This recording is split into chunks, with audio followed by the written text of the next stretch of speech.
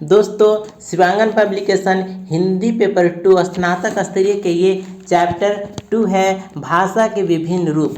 तो आइए इसका प्रश्नोत्तर हम करते हैं। तो वस्तुनिष्ठ प्रश्न उत्तर, इसमें हम केवल डायरेक्ट आंसर हम करते जाएंगे। ठीक है, तो पहला प्रश्न देखिए, रचनात्मक लेखन में भाषा का सबसे पुराना रिश्ता है संदेश से। असंगत बताइए। इसमें बेमेल शब्द को देखना है। देखिए, मारवाड़ी इंदौर नहीं होगा, ये मारवाड़ी है, सो इसमें जोधपुर बीकानेर में बोला जाता है। मेवात में बोला जाता है। जयपुरी अजमेर में, मालवी रतलाम में। ठीक है, तो इसमें पहला गलत होगा। मारवाड़ी जोधपुर बीकानेर में बोला जाता है, ना कि इंदौर में। ठीक है, तो अब आइए तीसरे प्रश्न की ओर। भारत में भाषाओं का साहित्यिक विकास क्रम माना जाता है। ठीक है, सबसे पहले संस्कृत आया, उसके बाद पाली, तब बाद में प्राकृत, उसके बाद अपभ्रंश आया। इसके बाद आइए अगले प्रश्न की ओर। प्रश्न है, अपभ्रंश का भाषा के रूप में सबसे पहला प्रयोग कहाँ मिलता है? तो वल्लभी के राजा धारसेन द्वितीय के शिलालेखों में। मेरठ, बिजनौर, मुजफ्फरनगर, सहारनपुर, देहरादून के मैदानी क्षेत्रों में कौन सी बोली बोली जाती है? खड़ी बोली। भारतवर्ष में हिंदी को किस वर्ग में रखा गया है? तो राजभाषा। संविधान के किस भाग में हिंदी को भारत के राजभाषा कहा गया है? तो भाग 17 को। अगला प्रश्न है, व्याकरण शब्द का क्या अर्थ है? तो टुकड़े टुकड़े करना। मेवाती हिंदी किस उपभाषा वर्ग से संबंधित है? राजस्थानी।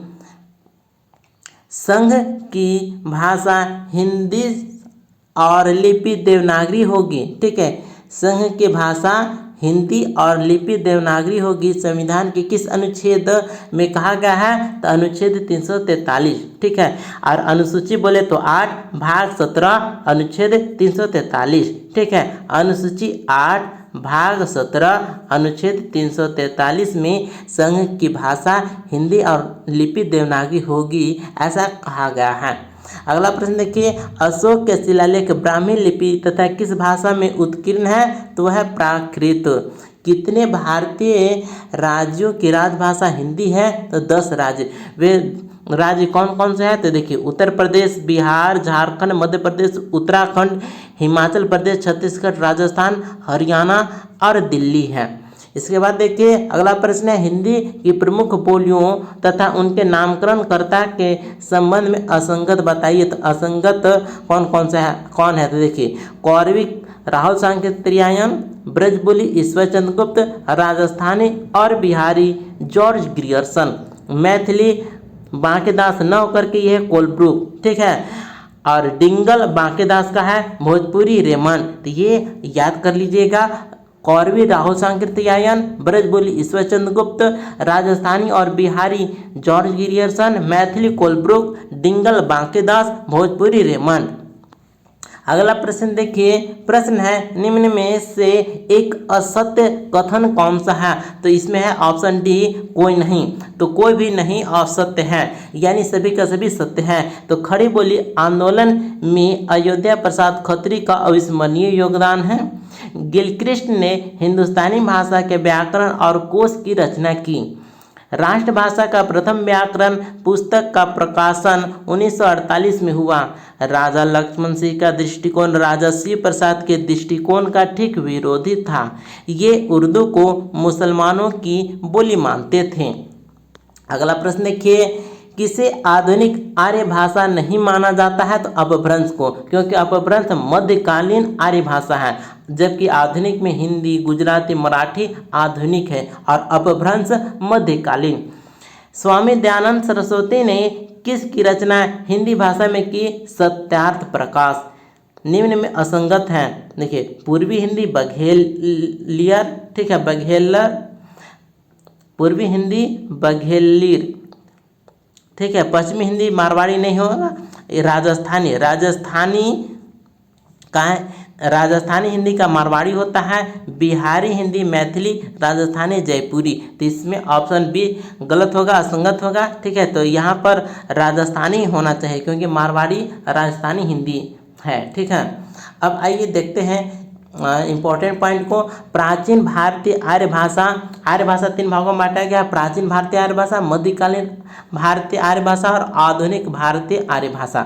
ठीक है, प्राचीन भारतीय आर्य भाषा 1500 ईसा पूर्व से 500 ईसा पूर्व तक चला है। ठीक है, इसमें पूर्व वैदिक संस्कृत और लौकिक संस्कृत आता है। इसके बाद दूसरे पॉइंट में है मध्यकालीन भारतीय आर्य भाषा, यह सब 500 ईसा पूर्व से 1000 ईस्वी तक चला। इसके अंतर्गत पाली, प्राकृत और अपभ्रंश आते हैं। तीसरा आर्य भाषा है आधुनिक भारतीय आर्य भाषा, यह 1000 ईस्वी से अब तक चल रहा है। इसमें हिंदी, मराठी, बंगला, उड़िया ये सब आता है। इसके बाद देखिए अगला पॉइंट है बुद्ध काल में पाली भाषा भारत के जनमानस की भाषा रही है। ठीक है, तो बुद्ध काल की भाषा पाली भाषा है जो भारत के जनमानस की भाषा थी। इसके आगे है पाली भाषा को ग्रंथों की भाषा कहा जाता है। कहेगा कि ग्रंथों की भाषा कौन सा है, तो आंसर होगा पाली भाषा। नेक्स्ट है संस्कृत और तमिल दोनों को सबसे पुरानी भाषा माना जाता है। तो सबसे पुरानी भाषा संस्कृत और तमिल है। कोंकणी भाषा गोवा, दमन, दीव की आधिकारिक भाषा है। इसके बाद देखिए अगला प्रश्न है अपभ्रंश में कौन से व्यंजन नहीं है, तो अंग और अब व्यंजन नहीं है। ठीक है, अगला प्रश्न है पाली को भाषा भी कहा जाता है, तो देश भाषा। पाली को देश भाषा कहा जाता है। यह ग्रंथों की भाषा भी पाली बोला जाता है। तो पाली की भाषा देश भाषा है। किसकी मातृभाषा हिंदी नहीं थी, तो वह मोरारजी देसाई की भाषा गुजराती रही है। जबकि इंदिरा गांधी, अटल बिहारी वाजपेयी, चौधरी चरण सिंह की मातृभाषा हिंदी है, जबकि मोरारजी देसाई की मातृभाषा गुजराती है। भाषाई आधार पर सर्वप्रथम किस राज्य का गठन हुआ, तो वह आंध्र प्रदेश। बहुत इंपॉर्टेंट प्रश्न है। खड़ी बोली का अर्थ टकसाली की अर्थात स्टैंडर्ड भाषा है। ठीक है, तो खड़ी बोली का अर्थ टकसाली की अर्थात स्टैंडर्ड भाषा है। खड़ी बोली के संबंध में उपरोक्त कथन किस विद्वान का है, तो वह विश्वनाथ प्रसाद ने कहे हैं कि खड़ी बोली का अर्थ टकसाली बोली की है अर्थात स्टैंडर्ड भाषा है। अगला प्रश्न है डॉक्टर हरदेव बाहरी ने अपभ्रंश का स्वर्ण काल कब माना है, तो 7वीं सदी से 11वीं सदी के बीच में। फिर अगला प्रश्न है निम्नलिखित में से कौन अवधी भाषा का कवि नहीं है, तो वह नंददास ब्रज भाषा के कवि हैं। जबकि जैसी, कुतुबन और उस्मान ये अवधी भाषा के हैं, जबकि नंददास ब्रज भाषा के कवि हैं। दक्षिणी राजस्थानी की प्रतिनिधि बोली है मालवी। आधुनिक भारतीय भाषाओं का विकास किस भाषा से हुआ है, तो अपभ्रंश से। निम्न में से कौन सा हड़ौती बोली का क्षेत्र नहीं है, तो वह है धौलपुर, क्योंकि धौलपुर में मेवाती और ब्रज भाषा है। ठीक है, तो धौलपुर में मेवाती और ब्रज है, जबकि कोटा, बिंदु और झालावाड़ में हड़ौती बोली है। भाषा का निर्माण होता है व्यक्त ध्वनियों से। अगला प्रश्न है भाषा का उल्लेख संविधान के किस भाग में किया गया है, तो भाग 17। संविधान लागू होने के समय 8वीं अनुसूची में कितनी भाषाओं का उल्लेख किया गया था, तो वह 14। कितनी भाषा, तो वह 14 भाषा। इसके आगे है संविधान की किस अनुसूची में 22 भाषाओं का उल्लेख किया गया है, तो 8वीं अनुसूची में। देखिए यहाँ पर देख सकते हैं कि 21वीं संविधान संशोधन में सिंधी आया। ठीक है, तो जब भारत में संविधान लागू हुआ उसमें कितनी भाषाएं थी, तो कितनी थी, तो ये 14 था ना। संविधान लागू होने का समय 8वीं अनुसूची में 14 भाषा था। उसके बाद कौन कौन सा भाषा जुड़ा है, तो 21वीं संविधान संशोधन में सिंधी भाषा जुड़ा। 71वां संविधान संशोधन में कोंकणी, मणिपुरी और नेपाली भाषा जुड़ा है। 92वां संविधान संशोधन में मैथिली, संथाली, डोगरी और बोडो भाषा जुड़ा है। ठीक है, इसके बाद दूसरा प्रश्न की ओर आते हैं। अगला प्रश्न की ओर 21वां संविधान संशोधन द्वारा 8वीं अनुसूची में किस भाषा को जोड़ा गया, तो वह सिंधी को। 21वां संविधान संशोधन में सिंधी को जोड़ा गया है। 71वें संविधान संशोधन द्वारा 8वीं अनुसूची में किस भाषा को जोड़ा गया? तो उपरोक्त सभी यानी कोंकणी, मणिपुरी, नेपाली सभी को जोड़ा गया। 92वां संविधान संशोधन द्वारा 8वीं अनुसूची में किस भाषा को जोड़ा गया? तो इसे मैथिली को, डोंगरी, संथाली और बोडो सभी को जोड़ा गया। संसद में प्रयोग की जाने वाली भाषा का उल्लेख संविधान के किस अनुच्छेद में है? तो अनुच्छेद 120 में। राज्य विधानमंडल में प्रयोग की जाने वाली भाषा का उल्लेख संविधान के किस अनुच्छेद में है? तो 210, अनुच्छेद 210। संविधान के किस अनुच्छेद में कहा गया है कि संघ की राजभाषा हिंदी और लिपि देवनागरी होगी? अंकों का रूप भारतीय अंकों का अंतर्राष्ट्रीय रूप होगा, तो वह है 343। अगला प्रश्न, 15 वर्ष अर्थात 1965 तक अंग्रेजी भाषा का प्रयोग किए जाते रहने की बात संविधान के किस अनुच्छेद में की गई है? तो वह अनुच्छेद 343। हिंदी को राजभाषा का दर्जा कब मिला? तो 14 सितंबर 1949 को। संविधान के किस अनुच्छेद में उल्लेख है कि संविधान के प्रारंभ में 5 वर्ष की समाप्ति पर राष्ट्रपति द्वारा राजभाषा के संबंध में एक आयोग का गठन किया जाएगा? तो वह है 344। एक राज्य और दूसरे राज्य के बीच होने वाले पत्र व्यवहार का उल्लेख संविधान के किस अनुच्छेद में है? तो अनुच्छेद 346 अनुच्छेद। किसी राज्य द्वारा राज्य की दूसरी भाषा घोषित करने का उपबंध संविधान के किस अनुच्छेद में है? तो अनुच्छेद 347 में है। ठीक है। अगला प्रश्न है, उच्च न्यायालय और उच्चतम न्यायालय की भाषा का उपबंध संविधान के किस अनुच्छेद में है? तो 348, अनुच्छेद 348। राजभाषा संबंधी कोई भी विधेयक राष्ट्रपति की पूर्व मंजूरी के बिना पेश नहीं की जा सकता है और राष्ट्रपति भी आयोग की सिफारिशों पर विचार करने के बाद ही मंजूरी दे सकेगा। संविधान के किस अनुच्छेद में इस बात का उल्लेख है? तो 349, अनुच्छेद 349। भाषाई अल्पसंख्यक वर्गों के लिए प्राथमिक स्तर पर मातृभाषा में शिक्षा की सुविधाएं उपलब्ध कराई जाए, इस बात का उल्लेख संविधान के किस अनुच्छेद में है? तो वह अनुच्छेद 350। ठीक है, 350 में कहा गया है। भाषा विषयक उपबंध किसमें किया गया है? तो उपरोक्त सभी में। ठीक है, अनुच्छेद 120, अनुच्छेद 120 में संसद की भाषा के बारे में बोला गया है। अनुच्छेद 210, अनुच्छेद 210 में विधानमंडल की भाषा के बारे में कहा गया है।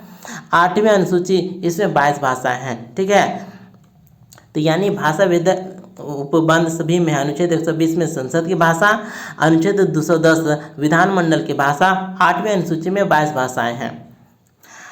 47 प्रश्न है, सन 1955 में प्रथम राजभाषा आयोग का गठन किसकी अध्यक्षता में किया गया? तो वह है आंसर बाल गंगाधर खेर आयोग के अध्यक्षता में बीजे खेर, इसमें 21 सदस्य थे। बीजे खेर यानी बाल गंगाधर खेर आयोग, इसमें 21 सदस्य थे।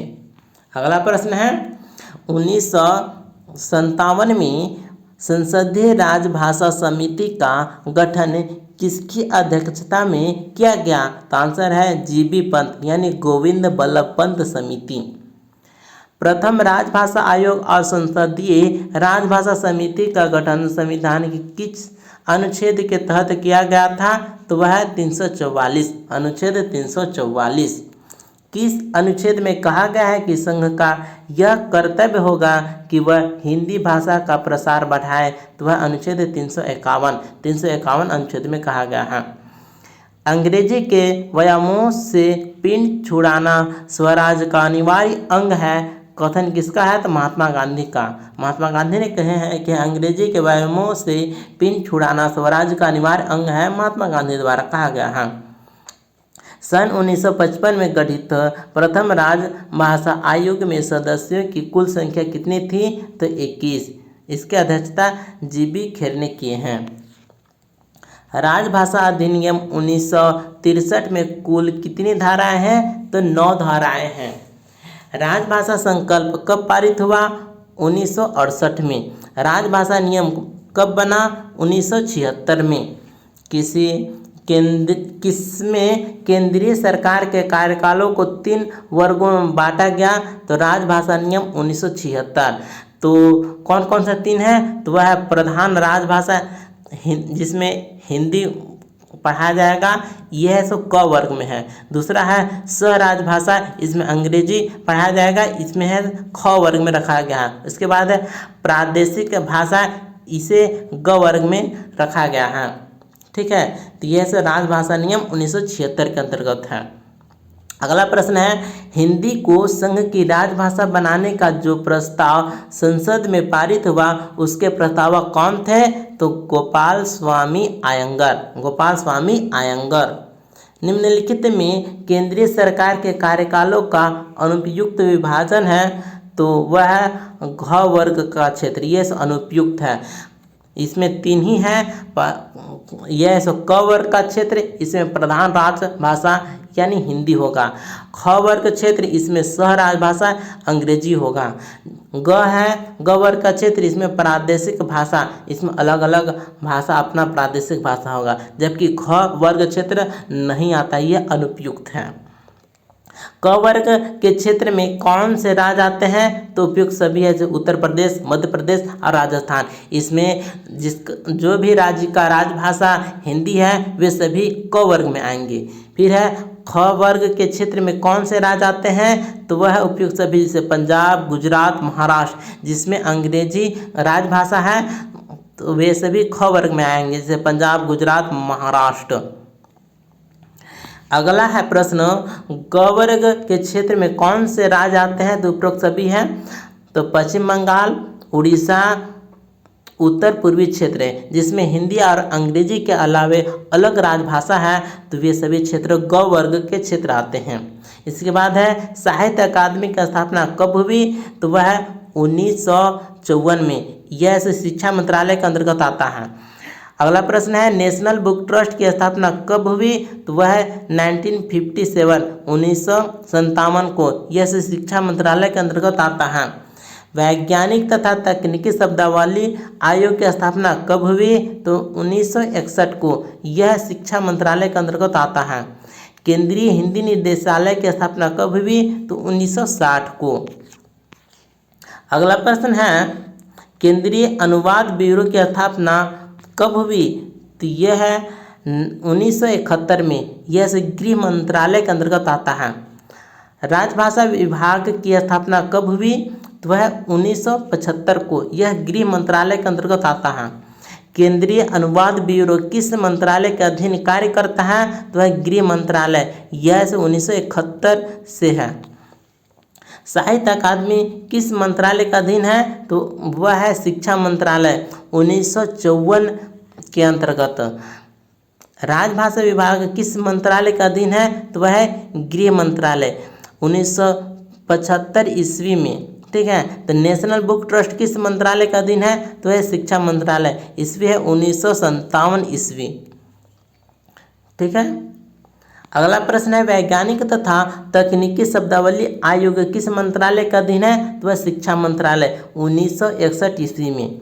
अमीर खुसरो अपनी किस रचना में हिंदवी शब्द 30 बार और हिंदी शब्द 5 बार देसी भाषा के लिए किया है? तो वह खालिक बारी। हिंदी को आम बोलचाल की महाभाषा किसने कहा है? तो जॉर्ज ग्रियर्सन।